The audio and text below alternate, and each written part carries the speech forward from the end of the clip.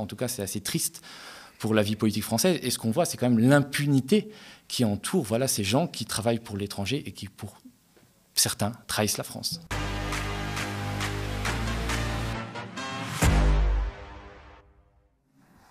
Salut Thomas. Salut Djemil. Ça va bien? Ça va et toi? Parfaitement. Alors ce soir, tu viens nous parler des politiciens, de ces politiciens, pas tous, on va le voir, souvent passés par la case ministre et qui vont ensuite travailler au service d'États étrangers. Alors tu te souviens qu'Emmanuel Macron avait dit qu'il suffisait de traverser la rue pour retrouver un emploi. Parfois la frontière, du coup. Et ben voilà, il y a certains ministres qui ont besoin de traverser la frontière pour retrouver un emploi. Et c'est vrai que c'est d'actualité, puisque ce matin, il y a une petite nouvelle qui a fait l'effet d'une bombe, en tout cas qui a fait l'actualité, avant d'être démentie par le principal intéressé. Il s'agit de notre inamovible Jean-Yves Le Drian, qui avait été ministre de la Défense sous François Hollande et qui, pendant le premier quinquennat d'Emmanuel Macron, a été ministre des Affaires étrangères. Et Jean-Yves Le Drian était tout proche d'être embauché comme consultant de défense par une société privée qui s'appelle Scopa Industries, qui est partie prenante de la défense saoudienne. Alors l'intéressé a immédiatement démenti, a dit que de toute façon je reçois des dizaines et des dizaines d'offres par jour, par mois d'entreprises privées qui me propose de travailler comme consultant et j'ai refusé cette offre. Bon, de toute façon, il est clair que s'il avait été passé par la case de la Haute Autorité pour la Transparence de la Vie Publique, nul doute que la Haute Autorité de la Transparence aurait dit niet à une telle reconversion, puisqu'il s'agissait vraiment de travailler pour les intérêts d'un État étranger.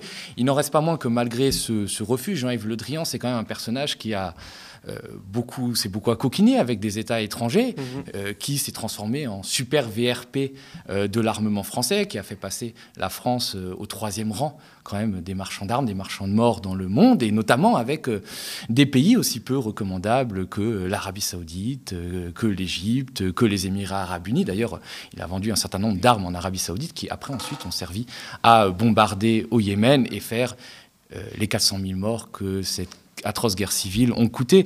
D'ailleurs, l'Arabie Saoudite mène un lobbying assez intense. Ils ont recruté Maurice Gourdeau-Montagne, qui n'est pas très connu, qui est l'ancien secrétaire général du Quai d'Orsay, donc le numéro 2 du Quai d'Orsay, jusqu'en 2019, et qui a été recruté pour être le Sherpa de l'Arabie Saoudite pour promouvoir, tenez-vous bien, la Coupe du Monde de football en 2030 qui va être organisée par l'Arabie Saoudite. Mais Thomas, ce n'est pas le seul, tu l'as un peu dit juste avant, politique français à avoir travaillé pour un pays étranger. On regarde un petit magnéto à ce sujet. Vous parliez du gazoduc Nord Stream 2. Ça lui donne un levier d'influence énorme sur l'Europe. Oui, ça lui donne un degré d'influence. D'abord, ça lui permet d'écouler son gaz.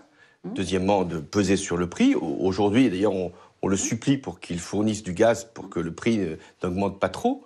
Mais vous savez aussi comment il s'y prend. Il a recruté, il y a déjà des années, Gazprom, l'ancien chancelier d'Allemagne. Je crois savoir qu'un ancien Premier ministre français est également payé par le gouvernement russe. Vous parlez de François Fillon? Oui, car j'ai appris qu'il avait été recruté par une entreprise qui est la propriété de l'État russe. Ça vous choque? Ça me choque, oui, que des personnalités politiques importantes servent les intérêts d'un pays étranger, oui. Alors François Fillon, c'est un exemple particulièrement marquant puisqu'il a été embauché au conseil d'administration de 2 sociétés russes qui sont dans le domaine de la pétrochimie et le domaine des hydrocarbures, et il n'en a démissionné qu'au lendemain de l'invasion russe en Ukraine. C'était quand même assez incroyable, surtout que des enquêtes ont démontré qu'ensuite, c'était pas la Russie qui a cherché à débaucher François Fillon, c'est François Fillon qui avait demandé à Vladimir Poutine de lui trouver des strapontins confortablement rémunérés. D'ailleurs, sur la Russie, on a vraiment une influence russe jusqu'au sommet de l'État. L'actuel garde des Sceaux, Éric Dupond-Moretti, qui est mis en examen pour prise illégale d'intérêt par la Cour de justice de la République, a quand même défendu, quand il était avocat, les intérêts d'un milliardaire russe, Dimitri Rybolovlev, qui est connu des amoureux de foot, puisqu'il a investi et racheté le club de Monaco. Et Dupond-Moretti est allé jusqu'à diligenter une enquête administrative contre un juge qui avait mis en examen à Monaco Dimitri Rybolovlev. Donc bon, c'est quand même un peu fort de café, surtout qu'aujourd'hui, on prétend faire la traque aux oligarques russes à travers la France et saisir leurs biens. Et la Russie n'est pas la seule puissance à s'ingérer dans les affaires françaises, à recruter des anciens politiques qui cherchent à faire de la reconversion.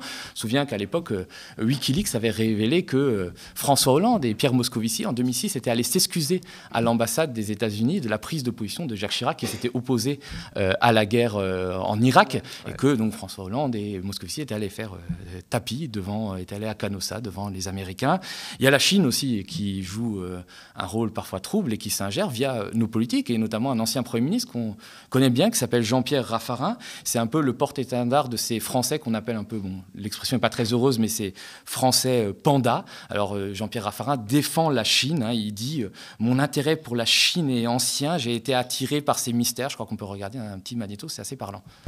Jean-Pierre Raffarin est aussi la vedette d'une émission de télévision d'une chaîne d'État chinoise destinée aux francophones.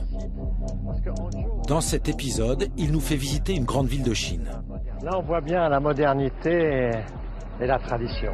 Dans celui-ci, il rend hommage au matériel sportif. La Chine est leader mondial des raquettes de tennis. La Chine est devenue leader mondial dans un très grand nombre de secteurs. Mais Jean-Pierre Raffarin vante surtout les talents du président Xi Jinping, un président qui s'est arrogé tous les pouvoirs et ne tolère aucune opposition. Big picture. Le leadership de M. Xi Jinping est un leadership puissant dans un grand pays où il faut naturellement de l'autorité pour gouverner plus d'1,4 milliard d'habitants. Beaucoup d'observateurs disent à M. Raffarin, il fait le jeu de la Chine. Je fais le jeu de la paix. Je fais le jeu de la paix. Et donc je fais attention à ce que les relations soient préservées.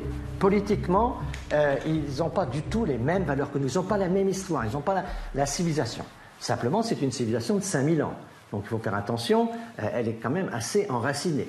On sort les dossiers là. Alors on sort les dossiers, c'est quand même assez extraordinaire parce qu'il faut savoir que Jean-Pierre Raffarin a amené des centaines d'entreprises françaises en Chine, avec peut-être des questions de rémunération derrière. Et puis lui, l'argument qu'il avance, c'est, vous savez, bon, ils n'ont pas le même rapport à l'autorité. Il y a une sorte de racisme, voire paternalisme pour essayer de justifier tout ça. Il n'empêche que même notre service de renseignement intérieur, la DGSI, a fini par s'inquiéter de cette situation puisqu'ils l'ont invité à déjeuner en lui disant « Calme-toi Jean-Pierre, il faut quand même que tu arrêtes de défendre aussi ouvertement les intérêts de la Chine ». Et d'ailleurs, ce n'est pas le seul Premier ministre à être, entre guillemets, proche de Xi Jinping. Il y a notre fantasque et flamboyant Dominique de Villepin, qui est proche de Xi Jinping, qui siège même au fonds d'investissement d'une société chinoise qui s'appelle China Minsheng, et qui, en pleine épidémie de Covid et en pleine répression des manifestations à Hong Kong, a ouvert une galerie d'art à Hong Kong, et pas seulement, puisqu'il a ouvert 2 sociétés, Hong Kong étant bien sûr connu pour être un paradis fiscal des plus accueillants. Et aussi d'autres personnalités françaises, pas forcément politiques, d'ailleurs de premier plan, ont été mêlées à des scandales d'espionnage au profit de puissances étrangères. Alors, c'est un truc qui est passé complètement sous le radar, mais que moi je trouve scandaleux.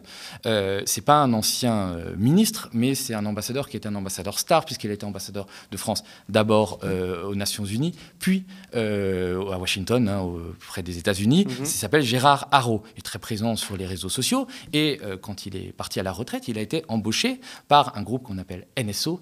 Et peut-être que les initiés comprendront que c'est la société qui a conçu le fameux logiciel espion Pegasus qui permet de rentrer que les dictatures en tout cas utilisent pour rentrer dans les téléphones des opposants, des dissidents. Et il faut savoir que l'année dernière, il y a un scandale qui a été très vite étouffé, qui a révélé que le Maroc avait utilisé Pegasus non seulement pour espionner ses opposants, mais aussi pour potentiellement cibler des personnalités politiques françaises. Et quand même parmi elles, on retrouvait les numéros d'Emmanuel Macron et du Premier ministre Édouard Philippe. Alors, quand même, Gérard Haro a peut-être trahi la France. Et moi, je pèse mes mots en travaillant pour une société étrangère qui a fini par espionner, avec un pays étranger, le Maroc, qui a fini par espionner des hommes politiques français de premier plan. Et qu'est-ce qui est arrivé pour lui? Non, il n'est absolument pas en prison. La haute autorité pour la transparence de la vie publique a lui dit que c'est pas bien, mais comme ils n'ont aucun pouvoir de sanction, personne n'a rien fait. Et le Quai d'Orsay a pris des mesures draconiennes. Ils lui ont retenu 5 000 € sur sa retraite, qui est très confortable de diplomate. Donc on voit que l'impunité règne pour ces gens-là qui traversent les frontières. Et l'Afrique aussi est un terrain de reconversion favori des anciens ministres français. Alors là, c'est le festival. Bon, c'est la tradition de la France-Afrique. On a notre Dominique Strauss-Kahn national, qui est ancien ministre des Finances, hein, directeur du FMI, jusqu'à l'affaire du Sofitel. Il n'a pas tout perdu puisqu'il s'est reconverti en Afrique dans le conseil aux dictatures, notamment auprès du président congolais, enfin dictateur congolais sanguinaire Denis Sassou Nguesso, auprès du dictateur non moins sanguinaire Faure Gnassingbé au Togo. Et pour ses bons et loyaux services et ses bons conseils, il a touché en 5 ans 21 millions d'euros qu'il n'a bien sûr pas déclarés et et qu'il a fait évader dans un paradis fiscal qui était situé au Maroc, à Casablanca, une zone un peu spéciale. Et puis, on avait plein de ministres qui se sont reconvertis dans le conseil, plus ou moins officieux au dictateur, notamment Bernard Kouchner, notre grand French doctor, notre défenseur de la veuve et l'orphelin, et qui avait surtout un grand ami qui était le dictateur guinéen Alpha Condé, qui se connaissaient ensemble depuis le lycée. Et quand Alpha Condé est arrivé au pouvoir en 2010, Bernard Kouchner l'a aimé, mais il n'a pas aimé qu'on lui rappelle. Je crois qu'on peut écouter un petit magnéto. Yannick, que répond le principal intéressé face à ces attaques? France Info est allé à sa rencontre. Bernard Kouchner m'a reçu dans son luxueux appartement du 6e arrondissement. L'entretien commence cordialement. Que faites-vous aujourd'hui? La question est vaste. Je survis, je respire, je suis libre et j'aide mon ami Alpha Condé. Mais la conversation se tend au fur et à mesure que les questions deviennent plus précises. Là, sur ses conseils à Alpha Condé. Monsieur, je n'aime pas votre façon de poser les questions. Conseiller officieux, ça fait barbouze. Je suis pas une barbouze, je suis bénévole, je suis pas payé et je suis avec mon copain. C'est clair? Ici, sur la nouvelle société qu'il a montée en juin dernier, No Borders Consultants. Qu'est-ce que vous voulez dire? Je fais pas des conférences en Guinée, je fais des conférences quand on m'invite à travers le monde. Certaines sont gratuites, d'autres ne le sont pas, comme bien des gens, tout le monde. D'accord, monsieur l'inquisiteur? Et là, sur son bureau supposé chez Bolloré, comme l'affirme l'opposant Lama Bangoura. Des conneries. Qu'est-ce que j'ai besoin d'un bureau? Puisque je travaille au ministère de la Santé, avec le ministère de la Santé. J'étais sûr que vous en viendrez là. Allez, barrez-vous. Voilà, il n'aime pas trop parce qu'effectivement Bernard Kouchner a bien été rémunéré pendant des années par Alpha Condé qui a fini par tuer ses opposants, des manifestants pacifiques et qui aujourd'hui fait l'objet de 2 plaintes devant la Cour pénale internationale. J'avais enquêté récemment sur la Guinée et puis j'avais découvert que chez Bernard Kouchner, on organisait des dîners pour redistribuer les concessions minières de Guinée. Alors j'avais écrit à Bernard Kouchner et puis j'avais reçu un texto dans la nuit, il m'avait dit je rentre à Paris samedi, nous parlerons de ces mystérieux dîners. Et puis les samedis sont passés, je n'ai jamais eu de nouvelles de Bernard Kouchner. Il n'en reste pas moins que derrière l'image du French Doctor qui reste un peu pour l'histoire quand même, Bernard, il a eu des activités assez troubles en Afrique. On se souvient notamment des très chers rapports qu'il avait faits pour des sociétés privées pour soi-disant implanter une sécurité sociale au Gabon et au Congo-Brazzaville. Des rapports qui avaient quand même été facturés, je crois que c'était 49 pages à 1,3 et 1,2 millions d'euros. Et ce qui est le plus marrant, c'est que quand il est devenu ministre des Affaires étrangères de Nicolas Sarkozy en 2007, il avait usé de son influence de ministre des Affaires étrangères pour faire payer la partie de la facture qui n'avait pas encore été réglée à ces sociétés privées pour laquelle il avait été consultant. Il avait fourni un travail pour le moins discutable sur le Gabon, parce que c'est quand même le symbole de la France-Afrique. On se souvient que le président Omar Bongo, de son vivant, a financé l'ensemble de la classe politique française, gauche et droite corrompue.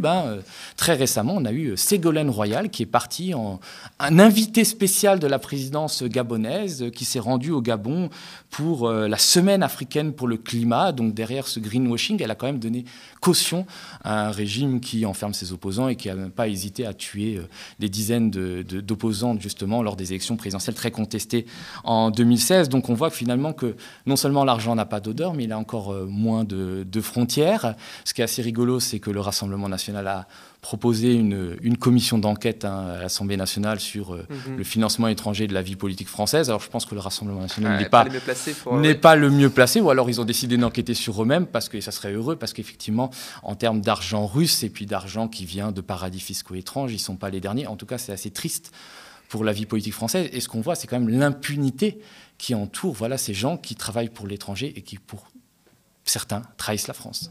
Merci Thomas pour cette chronique.